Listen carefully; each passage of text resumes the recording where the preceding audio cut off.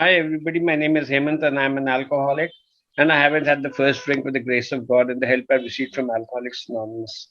At the outset, I would like to thank Philip for conducting this Back to Basics workshop for the Mangalore group, which he does on Saturdays and Sundays. And he's doing a brilliant job of it so far. And so I'm going to thank him in advance for today's share, as well as I'd like to thank him for the previous shares. Thank you, Philip. God bless you.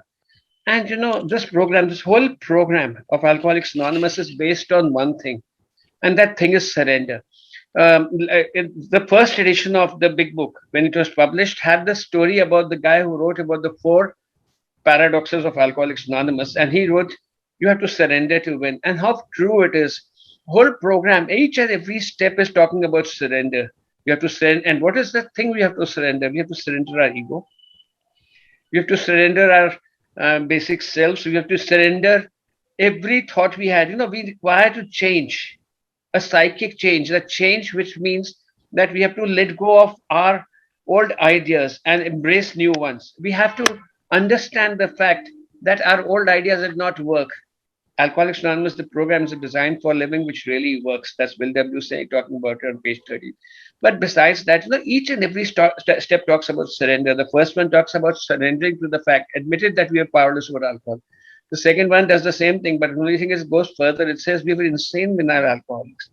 The third is smashing our ego, deflating our ego totally. The third is talking about handing over our will and lives to the care of God. The fourth one is talking about resentments, about fears, how we have to let God take over by ourselves. So they talk about either God is or isn't. The fifth one talks about sharing with somebody else. That's the most ego deflating thing which can happen to a human being, because here you are barring your soul.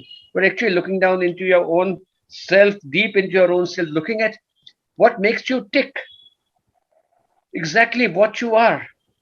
And the fifth step is basically one of the biggest deflator of ego which has ever happened.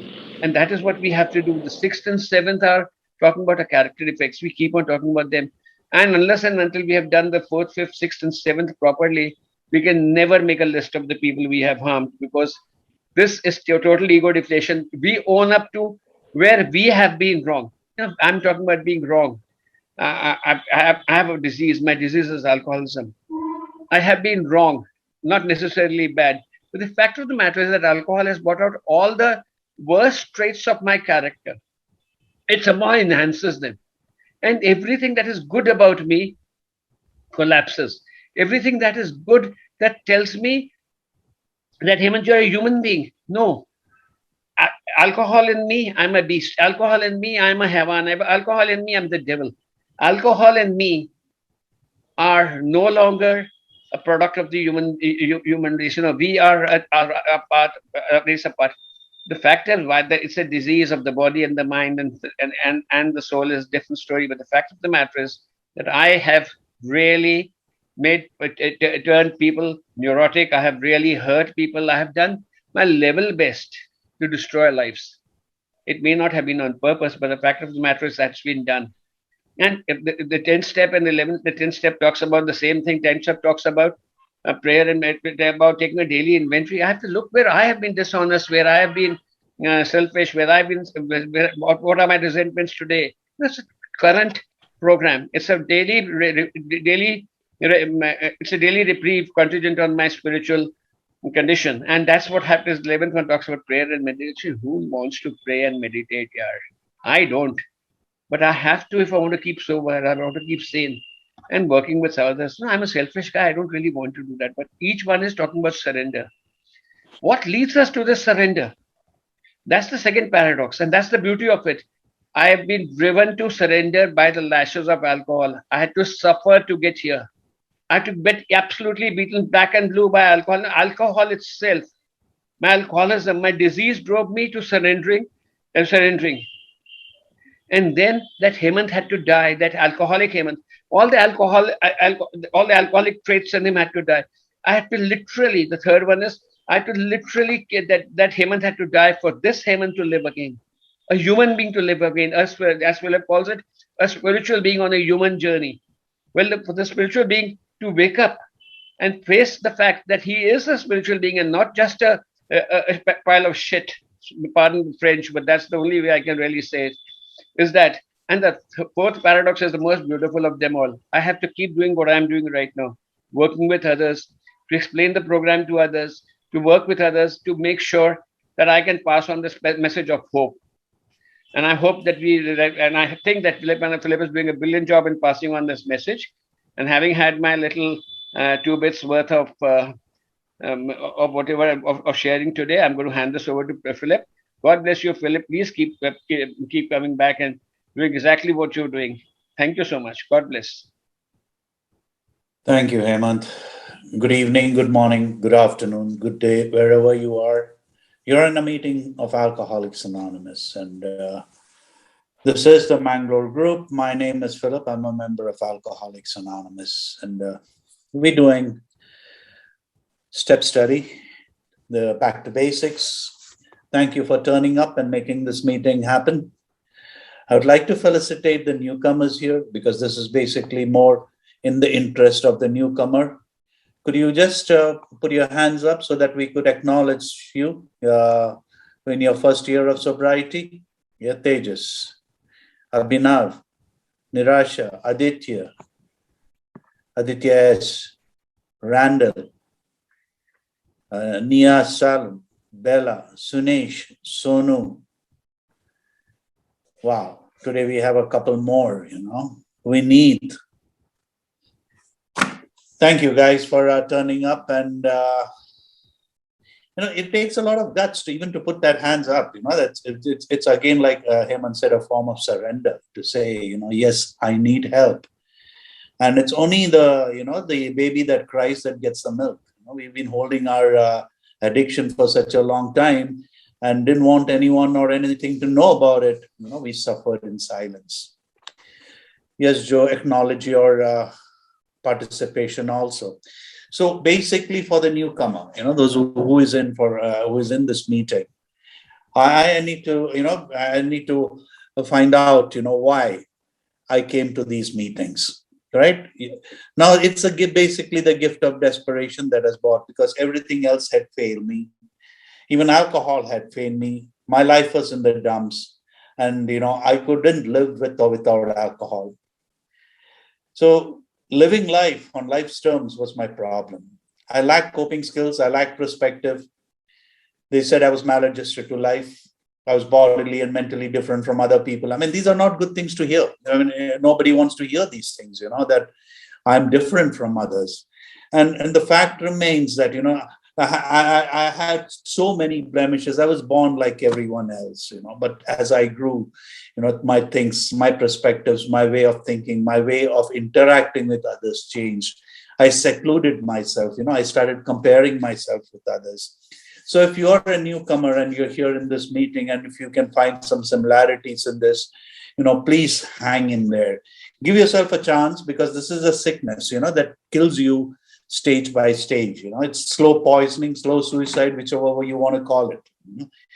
And it tells you that, it's the only sickness that talks back to you and tells you, you're not sick. And my main problem is my head. The sickness centers in my head. And who is an alcoholic? Any individual who cannot guarantee his or her behavior after he or she has picked up that first drink is essentially an alcoholic. So if I want to look at, don't have to go far, just pick up that drink, see if you can control yourself, or you can do with one drink. If you're not satisfied with one day, try 2 or 3 days. Or if you still have a doubt that, maybe you're not alcoholic, go out, finish your drinking and come back, because otherwise you'll be wasting your time here. Harsh words, but that's what alcoholism is all about. It spares nobody. It didn't spare me. It didn't spare all these people who are here, the senior members around here. So today, I'll be talking about step 8 and 9, but I would run through the steps which say, I came to Alcoholics Anonymous because I was powerless over alcohol and my life was unmanageable. Personal powerlessness over alcohol and the unmanageability of my life. I couldn't manage life in the last stages with or without alcohol. My life was down the drains. Everything of interest, everything of reasoning had eluded me. My family had abandoned me. My job was gone. My health was gone. And yet I clung on with my dear life to this chemical alcohol. So much was the love, the love-hate relationship with alcohol that I couldn't let go of it, But in step 2, it told me I was restored to sanity over a drink, Drinking, they said, was not my problem. Your unmanageability was a problem, but you had to stop drinking first. So the mess that alcohol had created into my life, or into my unmanageable life, had to be addressed. So the rest of the 11 steps is addressing this issue. But here, there was a catch. In step 2 and step 3, they say that you had to find a power greater than myself to restore me to sanity. So, the alcohol was a power greater than me, and I depended on alcohol. It was total dependence, day and night. I mean, if you were a practicing alcoholic like me, I cursed myself. I hated my life because every morning I woke up to the thought of having a drink. You can hear people talk about getting up in the 5, 6 in the morning. I used to sleep with a pint in my underpants because when I woke up, I couldn't find one. I didn't have time because I had to go straight to my mouth. That's the state I was in. I couldn't do without alcohol. Every wake hour of mine, I needed a drink. And this drink was a drink that was a savior for me in the initial stages. At age 8, 13 or 14, when I picked up my first drink, I thought this was the solution to my problems. And then the solution became the problem. So I had to address the problem. So stopping drinking was never my problem. Staying stopped was my problem. To stay stopped, I had to develop coping skills. And without the help of a higher power, I couldn't do that. So I had to find God here. So they told me that gift of desperation is God itself. So hang on and look at the others and see what they have done and follow and suit with them, so that you could also stay away from a drink. So in the second step, I was told, I was restored to sanity over a drink, saying that, alcoholism is a sickness. It's a threefold illness: mind, body, and spirit. A mind that obsesses, a mental obsession, a physical allergy that once I put a drink into my system, I cannot stop. For reasons unknown, you couldn't ask which came first, the chicken or the egg. Was I born with it or did I develop it? No. All the reasoning is, can I or can I not handle alcohol? To me, I cannot safely handle alcohol. Alcohol handles me. I took a drink took a drink, and a drink took me. I took a drink first. I wanted to enjoy it. And a drink took a drink, which became a habit. And then the drink took me, that became a curse on me. I couldn't live without it. So I was restored to sanity over a drink, it is a mental sickness, it is a physical. So I was restored to sanity. And they told me I have to address my unmanageability and I had to find a power greater than myself. So I found a power greater, that is the classrooms of Alcoholics Anonymous and the fellow members who spoke to me of their experience, their strength and hope that they had gone through to, come into Alcoholics Anonymous and stay sober. And here in third step, I had to find a path to hand this over to that power that I had found in step 1. They say in, the chapter of We Agnostics that, to be doomed to an alcoholic death or choose a spiritual way of life are not always easy alternatives to face. So I had reached that stage. Either it was a doom to an alcoholic death or it was a 180-degree turn, a spiritual way of life, Who wants to be, who wants change? I always rebelled against change. I always was uncomfortable when people talked about change, but I had to. It was a do or die situation, to be doomed to an alcoholic death. Very powerful words. It talks of incomprehensible demoralization. I had to choose whether I wanted to live or die. And if I had to live, I had to take the path of righteousness, the spiritual way of life. And the spiritual malady had to be overcome. And that spiritual malady could only be overcome if I chose a spiritual way of life. When I talk of a spiritual, it's my understanding. You split the word spirit and ritual. Spirit, that is my soul, and ritual, a discipline. I had a spirit, but that spirit was dying. And lack of discipline was the problem there. So I didn't have a disciplined life, Instincts were on rampage, self-will run riot. I didn't like being told. I did what I wanted to do. And, I paid the price for it and suffered through it, and yet went and did the same thing again. So total insanity. The second step told me I was insane as far as the drink went. Now that is stopped. So if I have to stay stopped, I had to find some resources that would put me on the beam of spirituality, which I would have a discipline, which I would have something to look forward to. I found this God of my understanding in Alcoholics Anonymous, and they told me either God is everything or God is nothing. Are you now willing to believe? So all I needed was that willingness to believe. Once I had that willingness, the key of willingness was placed into my mind, it would open up slowly. So I became willing. The gift of desperation was I became willing because I started enjoying the fruits of sobriety. I stopped drinking, things at home started working out. My workplace, I started being regular at work. I stopped padding accounts. I stopped telling lies. I could see there was a profound personality change. And then I understood that, it was this divine intervention that happened when I came into Alcoholics Anonymous that brought about this profound personality change in me through all you wonderful members out there who had been through my own experience. Religion, medicine, and psychiatry had failed me, had failed the alcoholic. But how did Alcoholics Anonymous work? Because it incorporates religion, medicine, and psychiatry. So here I found this. God took a 180-degree turn from the wreck that I was going into. I took a 180-degree turn, started walking back and started looking at myself and the life that I had left behind, handing over my will and my life over to the care of God. My will was what I wanted to be, what I thought I was, what I wanted people to be, what I wanted the world to do for me. That was my will. And my life was the wreckage that I had left behind. So I would turn back, and with the help of a power greater than myself, I was willing to take a look at it. And that's where I embarked on step 4, which says, made a searching and fearless moral inventory of myself. Now it takes a lot of guts. But here again, it's the pain that drove me. Pain, emotional pain is the touchstone to emotional sobriety. So the pain, I didn't want to go through this pain and trauma. So they said, put it on paper, man. Let's see what's happening in this head of yours. That was a very bad neighborhood. Guns, shouting, night. You name it, profanity, name it. It is a very, very bad neighborhood. And I remember my sponsor in my early days in sobriety says, when you walk into your head, take someone with you. It's an X-rated place. You shouldn't go in there alone. And because every time I went there alone, I came out with some disaster or the other, and I went out drinking. So yes, by now I had found a sponsor and I was working the program with my sponsor. And step 4 was, I had to start looking at myself. And when I looked at myself, I saw that I was a bundle of nerves. I was full of fears. The sum of my drinking was equal to the sum of my fears.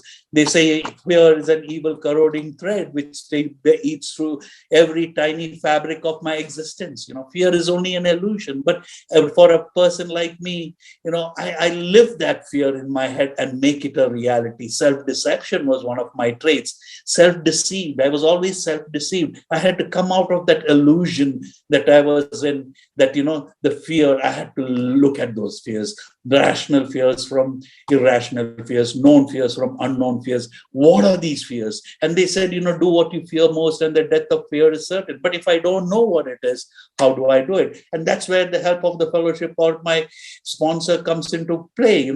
They helped me with it. So I looked at my fears resolutely. Then I looked at my resentments. Oh my God, I had something against everyone. Even the people who loved me and nurtured me and kept me alive, I had something against them too. I didn't like myself. That is what I understood. The core of my existence was not acceptable to me. So by the time I came to step 4, I started realizing that there is a life after all. Philip, you have learned that life is not a piece of shit like, Hemant just said. No, there was something more to life than what you thought about it. You are a frog in a pond. Now you're out into a pond. You're a frog in a well. You're out into a pond. And you got to face life in that pond outside. There are bigger fishes. There are snakes, others. If you don't look after yourself, they're going to get you. So I had to learn coping skills. So to learn coping skills, I needed the help of others. And when I saw my deficiencies, my resentments, what these resentments attributed to, I had everything against the world, the climate, the people around me, my bosses, wherever I worked. Even people who did me favors, I was against them. My brothers, because they didn't give me money when I demanded for it. So resentment was the number one offender or enemy of any alcoholic. Resentment means re-feeling a hurt feeling. I put them on paper and I listed with the people I had harmed or hurt and what my part was in it. Then my sex conduct, how I conducted myself, sexually, my sexual orientation, what did I do? That's a baggage that most people don't want to look at, because that's one of the second most powerful instinct in any human being. After the instinct of survival, it's the instinct of sex, because that is there for procreation. But I abused, these character defects, which I saw in my fourth step, is any basic instinct that is abused becomes a character defect. Be it sex, be it money, be it social, whichever it is, it becomes a character defect. Now, as an alcoholic, I indulged in these things. Now, as a recovering alcoholic, I had to be rid of these things. Now, most of these character defects cannot be rid of. So what do I do? In step 5, I sit down with somebody else, because Philip by himself, if he looks at it, he'll say, no, this I'll deal later, this I'll do later. No. So for the first time in my life, it took a lot of guts. It took a lot of guts, to sit down with someone and open myself up. Like Hemant said, pour my heart out. Otherwise I needed a drink, to pour my heart out, and I would pay somebody to listen to my woes and pains, Here, he was somebody else who was going to listen to me, not judging me. He's there just to see, or to hear me, to encourage me, to egg me on, So yeah, tell us more about it. See how you're doing. And there, with the help of that person, I realized that, I had offloaded quite a bit. And there was a huge relief from me, I realized that I wasn't as bad as I thought I was, It's only in my head, and my head started or stopped telling me stories now. By now, there was clarity in my head, So I sat down with my sponsor, we did step 5, we did the step 5 prayer, and we moved on to step 6 and 7. So, I'm ready now. I'm ready now. The action starts, action starts from step 4 onwards. Step 6 and 7 are the silent steps. It's the forgotten steps. It separates the men from the boys. But because by this time I have matured myself, I have grown up enough to understand what my part in the sickness of alcoholism is, What part did I play in it? And there's a lot that I cannot do. But what I saw in step 4 and 5, the resentments, what people have done against me and I have done against them, the garbled messages that I have, there's nothing I can do. I cannot ungarble it. I cannot reason with it. So step 6 and 7 is, I handed it over to God, I take my character defects, humbly asked him to remove all my shortcomings after that. The shortcomings and the character defects were the woe to all my problems. See, a character defect is basically something that, comes up. It's an obsessive thing, it's something that I obsess about, and I want to, change my thinking, to feel different from how I feel. And that's what addiction is all about. It made reality go out of me, and I could live on a different plane, like alcohol. It changed my sense of perception, my way of thinking, my way of understanding things, and it made me think the way I wanted to understand it, though it was just an illusion and I knew it was not the reality. But for that moment, it worked. So here I'm telling God to remove these garbled messages that I have, or the addictions that I have in my mind, or the harms that I have done to others in my mind, which I have listed there, to give me the strength. Mark it again. To give me the strength and understanding to deal with it. So, when I do step 6 and 7, I get a sort of a spiritual strength, a moral courage that comes into me, that I want to feel better. By now, the pink cloud stage is gone and I'm working on myself. I'm deep into myself, cleansing myself. I want to keep my side of the street clean. I want to get away all those debris of the past that has been haunting me. I've been living with this in my head all these years, 22 years of alcoholism. And my first 13 years of my life before I came into contact with alcohol, just imagine. 32 years or from the age of 2 or 3, all this had been in my head. And, I'm trying to deal with it. Now, these are the discriminations that made me the person I was. And I had to be rid of it if I had to live a happy, joyous, and free life. By now, I come to steps 8, which 7 and 8. 8 and 9, where is the promises come. If you're painstaking about this phase of our development, we'll be amazed before we are halfway through. I was already amazed. We're going to know a new freedom and a new happiness. We will not regret the past, nor wish to shut the door. And we will comprehend the word serenity, and we will know peace. No matter how far down the scale we've gone, we will see how our experience can benefit others. That feeling of uselessness and self-pity will disappear. We lose interest in selfish things and gain interest in our fellows. Self-seeking will slip away. My whole attitude and outlook upon life change. Fear of people and of economic insecurity will leave us. We will intuitively know how to handle situations that used to baffle us. And I suddenly realized that God was doing for me what I couldn't do for myself. Yeah, there the promises are coming true. And that gave me the gumption to forward to look, into step 8, made a list of all persons I'd harmed and became willing to make amends to them all. Made a list. So in step 4, I see the people I have harmed, the mistakes I've done, the places that I don't like visiting, the people who have harmed me. All this is listed there. I make it on step 8, Step 8 and 9 are the cleansing steps. I was harboring these thoughts in my mind, and I was living these demons in my head.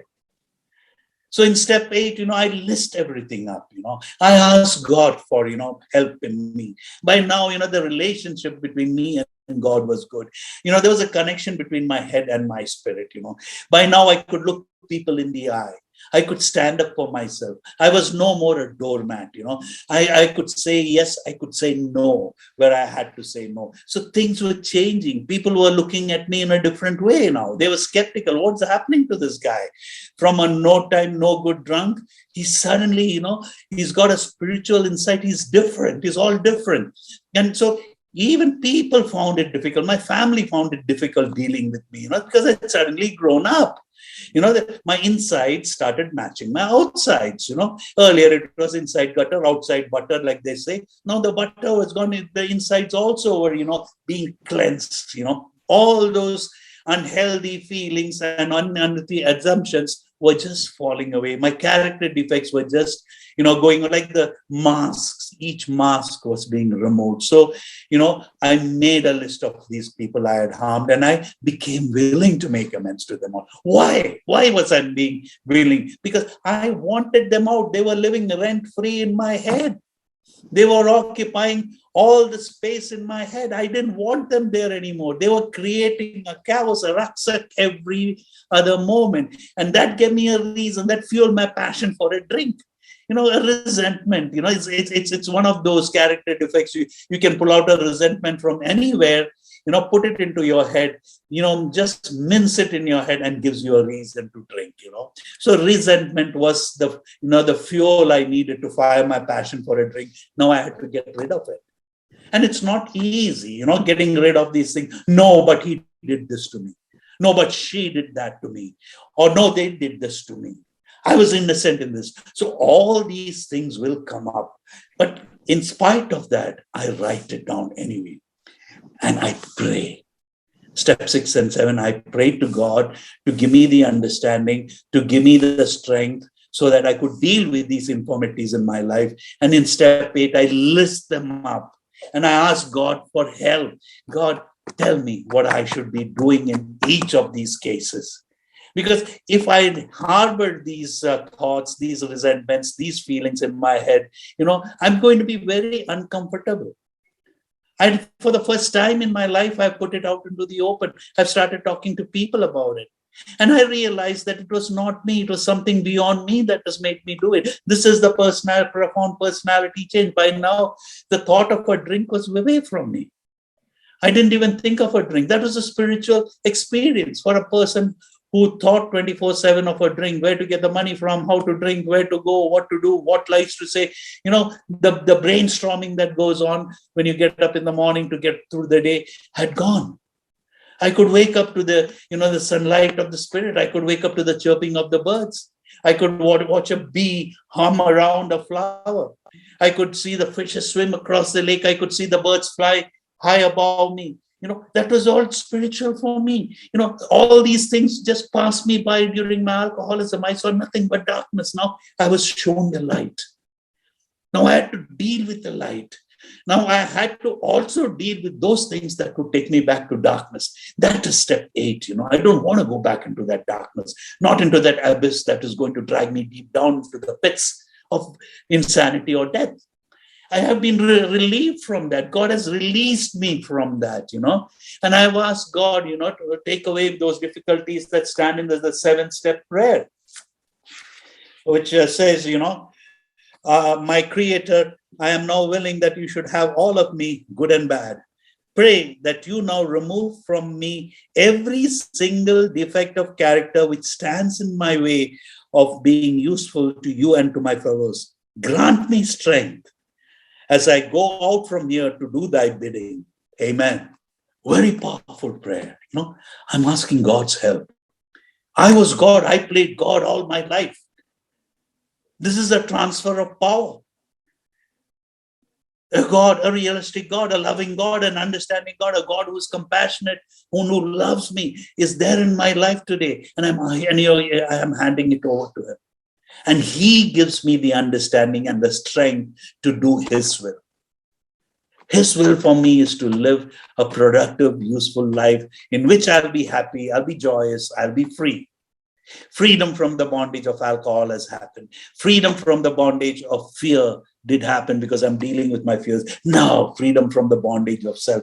If I have to be free from the bondage or those infirmities that drag me down, I have to deal with them. And that's what I do on step 8. I'm willing to deal with it. I put pen to paper. I write down what wrongs I have done. Yes, there may be people who have wronged me. It's a sick world out there, and it's not that every time, I was wrong. No, there are times. So I have to list that also down, I have to see where I was wrong and what could I do about it, So, and there is also so much so that, during my transition from one state of understanding to other, there are things that I have done which don't really need work, but then I have to work on it because these people may have died, they have moved away from me, or it could be that, I've had sexual relationships or, I've had an affair with somebody and now that person is married and living somewhere. No, I need God's wisdom to understand these things. This I have to sit down with my sponsor or I have to sit down with my spiritual advisor when I'm doing this step, because it's a matter of life and death here again, unless I'm ready for it, I don't do it. Mark that. I have to be ready. And in the program, like they say, when the student is ready, the teacher will appear. I don't have to make that much of effort because God is doing it for me. I've handed it over to God, in step 8. So step 9, what does it say?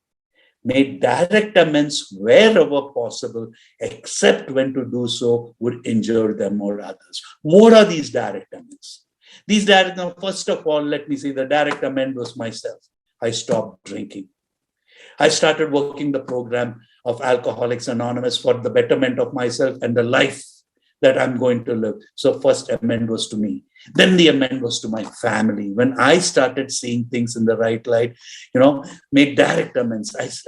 I took responsibility for my actions. If I had to say sorry to my parents or to others, I tried doing that. I started living these amends. I started being productive. I started being responsible. I started contributing towards the welfare of the family. I started taking up responsibilities that, I once shunned. I started being prompt. I started helping out in the house. There was a whole change of atmosphere in the house, though they were still skeptical about, because I had done this so many times, but gone back to drinking. They had given up on me. And here suddenly they see light in me. So made direct amends wherever possible. That is what I've done. Supposing I have padded some accounts from the office. Do I have to pay it back? Now, my logic of reasoning is, why should I pay it back? I stopped drinking. I'm now has got no. I don't want any debts. I need to be debt free. So what do? I cannot go and tell my boss, okay, I have padded, I stole so many thousand rupees from you, and I don't know how to account for it. Please forgive. No, he may not take it in the right spirit. So what do I do to compensate? You put in extra hours of work. You take on responsibilities in the office that may not attain to you. So these are the sort of things that you have to do so that you can you can compensate for all that you have done wrong. Supposing your friend, the girl that you love got married and she's having children, and can you walk up to her husband and say, no, I slept with your wife? No, you can't.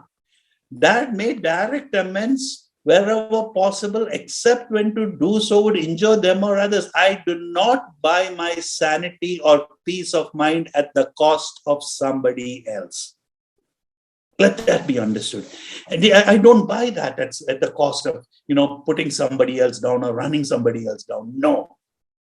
This is, standing up for myself. So I need the help of a sponsor. I need the help of a friend who can help me out with this. So, when I have done these things, when I go through, then some of these amends takes a lifetime. I know of amends, where I've had to tell people to write down that they lost their father but couldn't make an amend to him. So I had to sit down and write a regret note to the father for the things that you have done and how sorry you were for what you have done, and know that, you are looking down on me and you're happy that I'm sober and free today. And then either you make a boat out of it or, you burn it up and let it go. So you have to be released or relieved from the bondage of self. All these things that drag you down, So some people have, amends to be made in borrowing money from somebody else and running them down, or, they borrow you, and when they really needed the money, you didn't pay them, and you pointed fingers at them, because that is part of your addiction. That's part of your personality trait. Now you want to correct it. So what do? You take that money, go to that person, say you're sorry, and say, I went through a bout of, a sickness called alcoholism, and, the sickness didn't permit me. So today I've changed my ways. I want to ask you for your forgiveness. Here's the money that I borrowed from you. I know I'm late in giving it to you. Nevertheless, please accept it with an apology from me. When you do these things, most people, they don't even remember what you have done, But me, being the alcoholic that I am, this all boils down inside me. It is there. And it's just festering me, because that is my sickness. It accumulates to such an extent where I'm thrown into deep despair, anxiety, stress. By now, the stress and anxiety was gone. I could sleep peacefully. I could look people in the eye. I could say, yes, I am a child of God and I'm living on godly ways. Yes, there's a long time of, long road of reconstruction ahead of me, at least. But today I can look at the future. Like I said, I don't have to run around doing these amends. Most of these amends have happened. But am I aware of it? Today, when I look at it, I become aware of it. Those amends that I can do physically, I do. Those amends that, have to be lived and done, living amends, like your family and other places, you continue doing that. That's on a spiritual basis. Those amends that people who are dead and gone, what do you do about it? You deal with them, you go to their graves, or, you write letters to them, like I said, ask for forgiveness. Those people you have borrowed money from or slandered, you go walk up to them. And most of these things, when you're not ready, you don't do it. That is why you need a sponsor. And like I said earlier, when the student is ready, the teacher will appear. I can give you the incident of one of my amends that I made. I had a girl that I was very friendly for, my best friend's sister. And from a young age, we were together. We were very friendly with the 15, 16. And then I became an alcoholic, and my life was wasted. And I went away to the Middle East and she went away somewhere else. And every time I passed by that house, that guilt and shame, because they treated me as a son. They had expected, they thought that, this girl and me, we would get along together, we would have a future. So they treated me on those lines, with my friend who was my classmate. So it was like a family. But the guilt and that shame of me having let this person down persisted, and it was eating me up. And it's on the way, wherever I went that house, I would be scared that somebody will be looking at me from the window, or what would they think of me? These sort of things. So until one day, I picked up courage. This is about 14 years back when I was back in Bombay. I picked up courage. I told my sponsor, I says, you pick up courage, say a prayer and walk up and talk to them.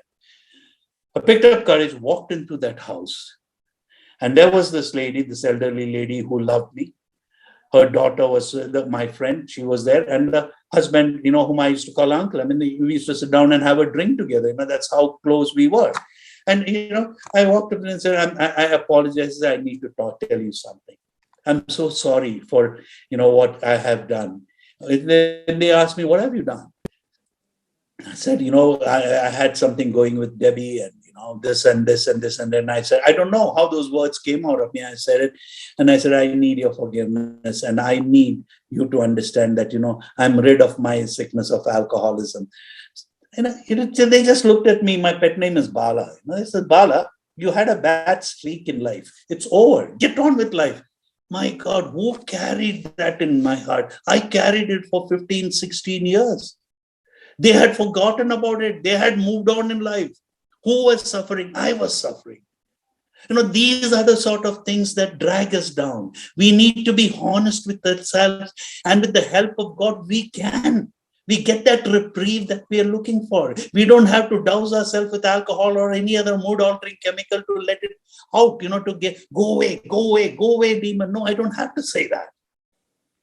I have the tools, the program that equip me to deal with those demons that once ruled my life. So, that is step 8 and 9. It's very interesting, isn't it? No, this may sound like a horror story coming into becoming a romantic story. Well, that's what it is all about, from the pain, the trauma, and the sickness that we went through. When you see the sunlight of the spirit and the brightness of the universe and a smile on your face, and you look people in the eye, and you eat properly, you get up in the morning, wish people good morning, you have a healthy breakfast, you hug your mother, your wife, and do things, which you really wanted to do. Things have changed, haven't you? The wind of change, that they say, it's sung by Scorpions. If you want to not heard it, listen to that. So yeah, that's where I am, step 9. So doing step 8 and 9 is making amends to myself. It's not the amends that I'm doing for others, it's for me. Like the last incident I said, I carried it, not them. So when I do an amend, I am forgiving myself. Self-forgiveness, the act of self-forgiveness.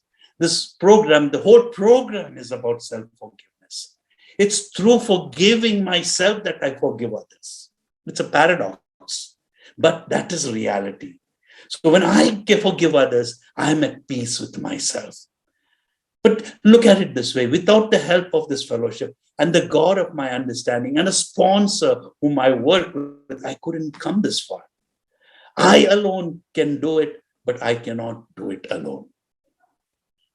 So thank you, friends, for giving me your ear. I hope, I shed some light into what resentments were, how to get rid of it, how we carry these resentments and other feelings in ourselves, and how we are dragged down by it, and how to get out of it. It takes a little effort, and what we always resist is change. I don't like to change. I like to squirm in the shit I'm in. I like the smell. I like the ambience of it. So today, it's not that way. I can enjoy life to its fullest. I love riding bikes, and I rode a bike against the wish of all my peers and my family, everyone. Did I enjoy it? I did. I had a thrill. Did I offend anyone? No.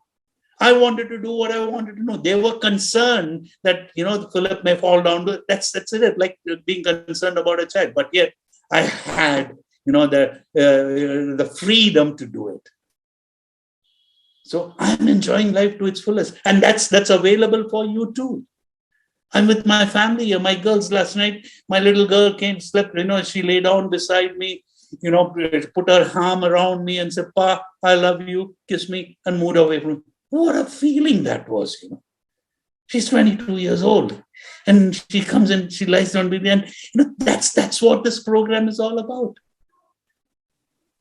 So yes, you too can have the same if you can, take that little trouble to look into yourself, clean your side of the street, trust God, clean house, help others. The next 3 steps, I would want to wind it up in 2 sessions. So I hope I made sense. So if there are any questions, if you have any doubts or any clarification that you want on steps 6, 7, 8, and 9. Why 6 and 7? I say because that is where the miracle happens. That is where you pray to God to allow you to look into the amends that you got to make and to give you the strength to do it, So there you are. I thank one and all of you for turning up and look forward to the next session that will come up in a week's time. Thank you, Hemant, for moderating, Arun for being the host, and all my friends, Sandeep and Vijay Pratik and all those, in this person, Narayan. If I have to mention the name, there are a hell of a lot of them. So to all of you, thank you so much for egging me on, to give me the confidence to do what I'm doing, to tell me that I'm doing something right. Thank you very much. Good luck and God bless. Thank you so much, Philip. Brilliant as usual. I'm running out of superlatives, but I'll say fabulous, though Arun didn't say that yesterday. Fabulous sharing, Philip. Thank you.